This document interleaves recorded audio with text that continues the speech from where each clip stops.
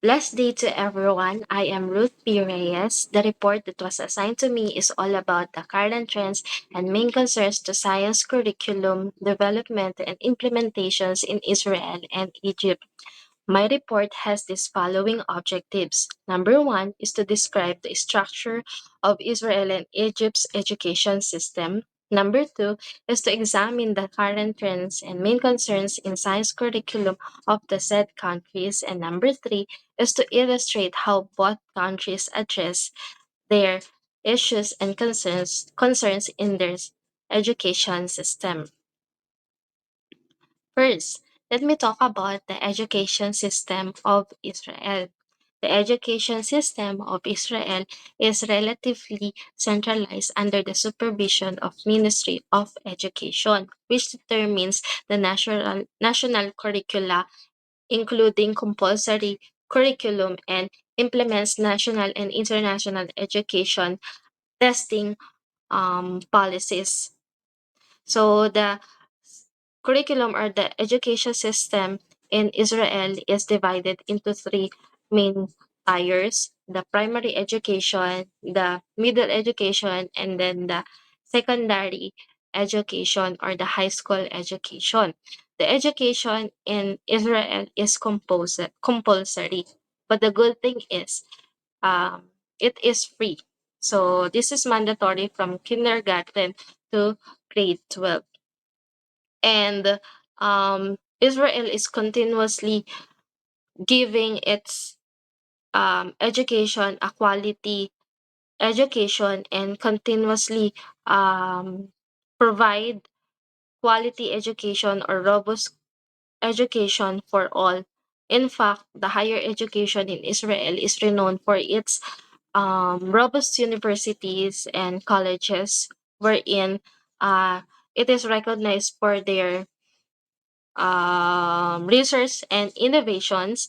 Israel's science education emphasizes in fostering innovation and critical thinking through robust curriculum. So when we talk about robust curriculum, it pertains to a strong and resilient education wherein it integrates the cutting edge research, technology, and collaborative learning experiences. And the system places a strong focus in STEM, or the science, technology, engineering, and mathematics, to encourage the students, particularly in the applications of science concept, to prepare them to global challenges wherein the students can create solutions in the issues globally na nararanasan po natin.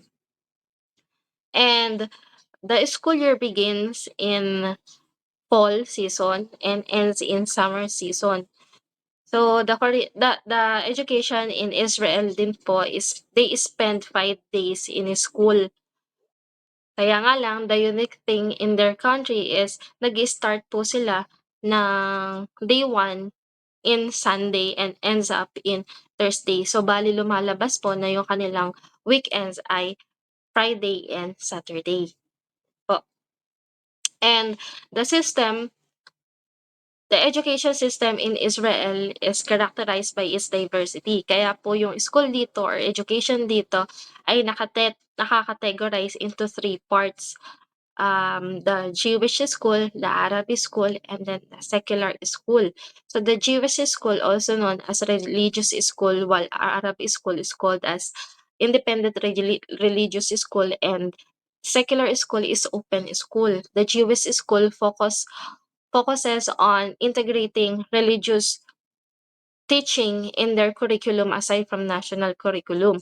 And the medium of instruction is Hebrew, while in Arabic school, the medium of instruction is Arabic, and it focuses on teaching the tradition and culture of the Arab community.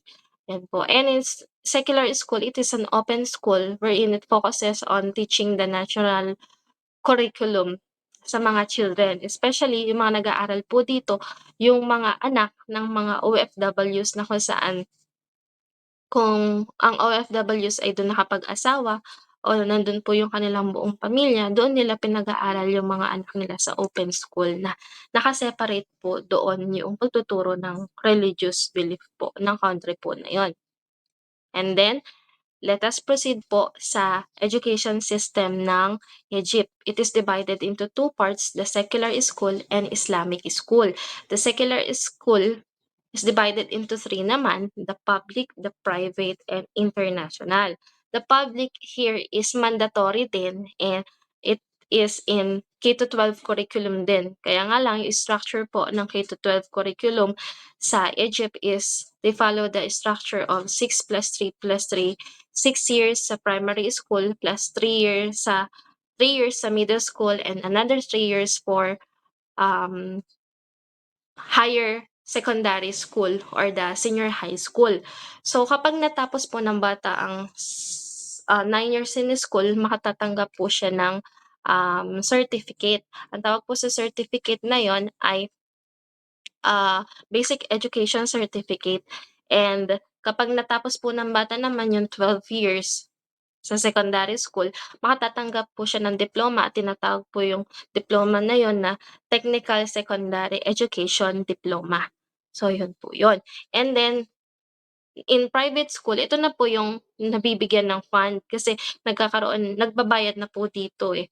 Then sa private school, ang kagandahan po dito, nagkakaroon po ng access yung mga bata into modern technology. Mas advanced po yung technology, materials, and facilities po ng mga bata dito sa private and international. And then sa private school, kapagka po may kaya yung isang pamilya, pinapasok po nila dito yung mga anak po nila kasi dito ang medium of instruction is aside from Islamic teaching, dito po ay may English language po yung medium ng kanilang instruction, and pagdating po sa international, aside from English ay napapasukan po ito ng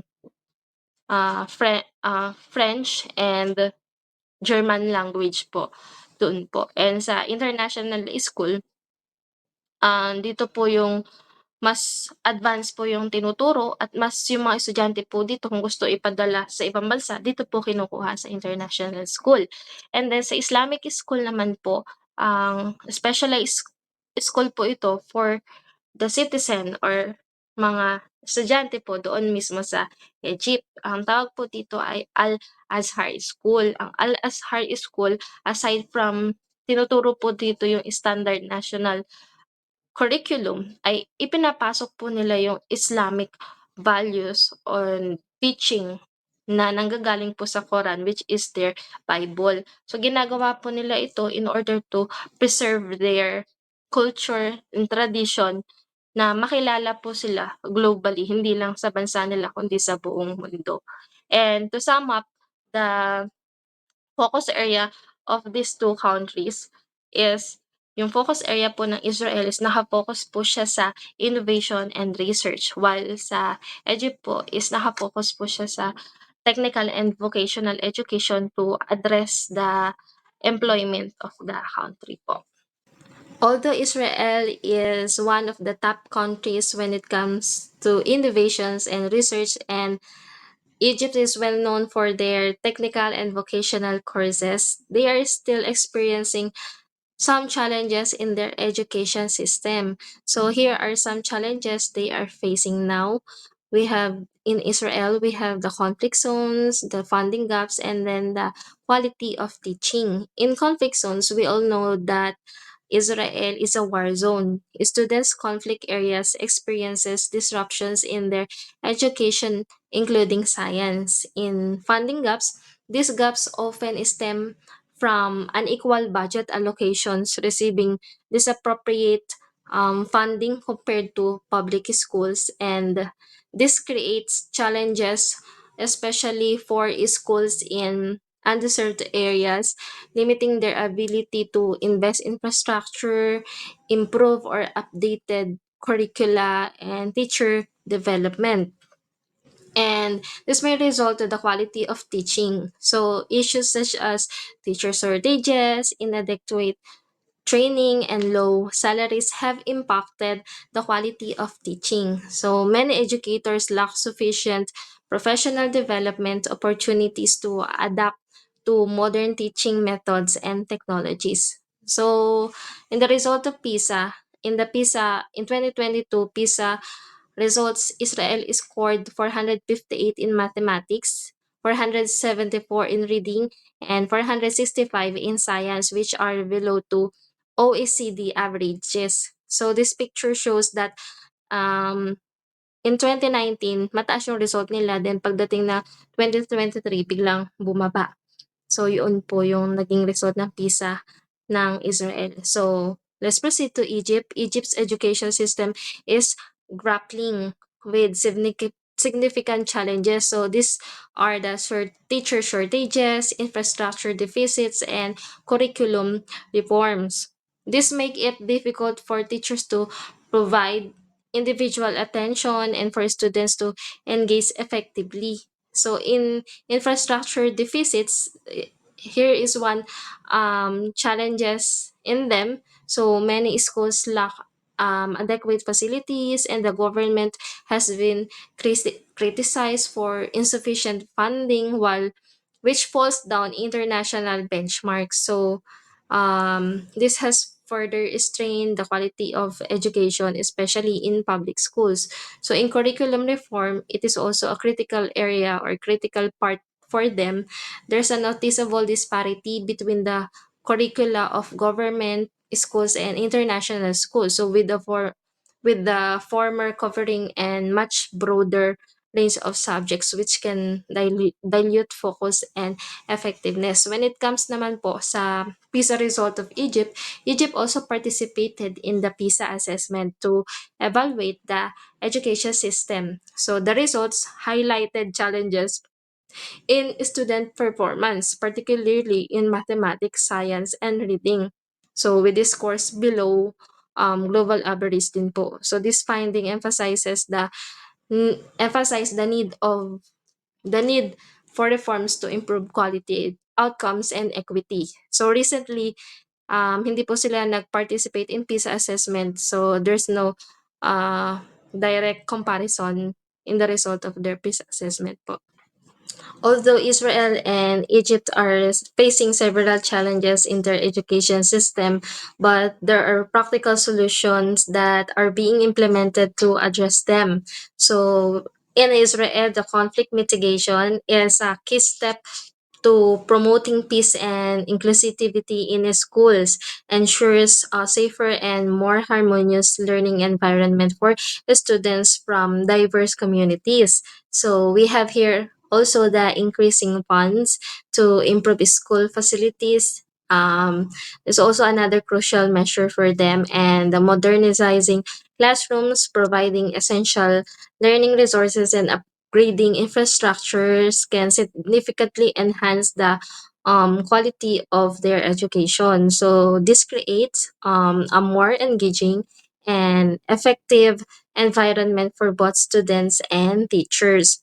So we have here the last one is we have here the teachers training. It is equally important. By offering regular professional development programs, educators can stay updated with the latest teaching methods and better handle the diverse needs of their students. So the well-trained teachers can have a direct impact on the success of learning processes. So raising teacher salary, of course, is a powerful strategy to attract and retain teachers or and talented educators in their country. And we have here the solutions for Egypt. Number one, we have the teacher empowerment. Empowering teachers is a critical step as well.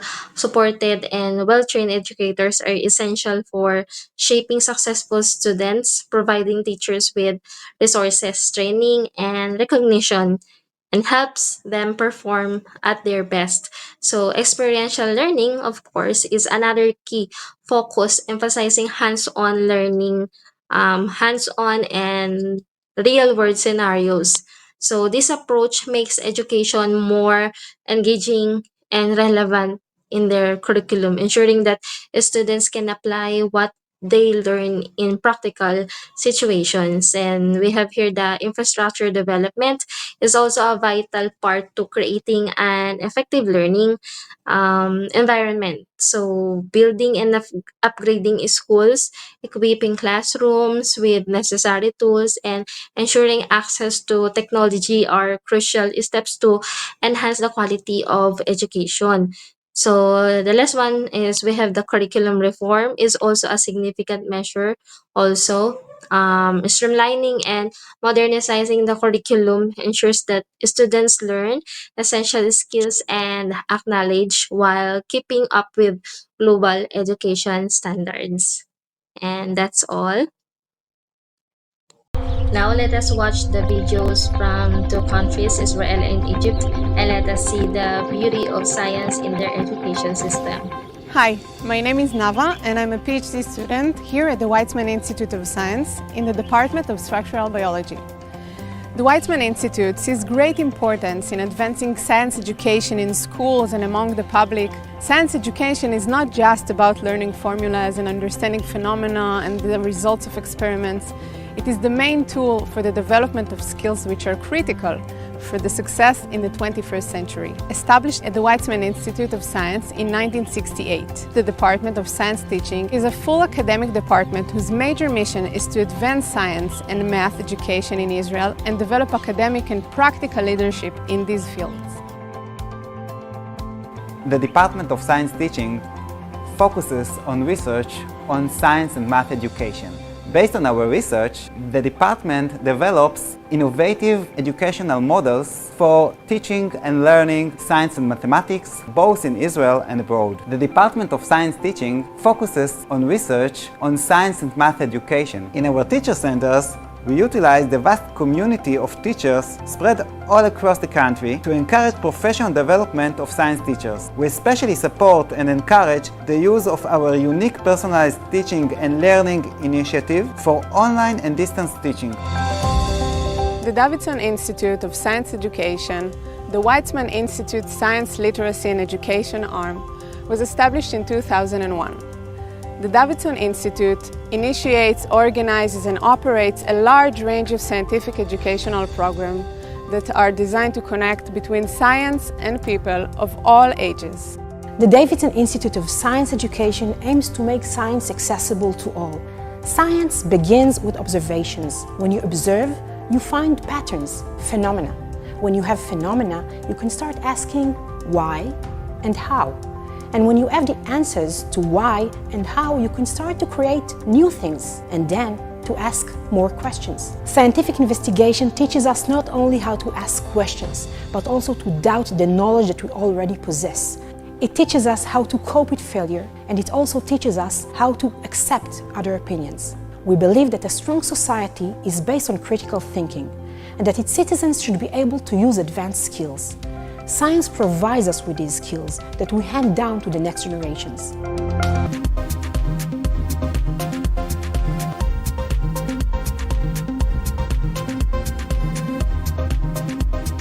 Using the information I give you, trust me, this is the type of thing that's increasingly happening at university interviews. Work in your groups, talk, think, be imaginative, and use the bits of junk to illustrate the story.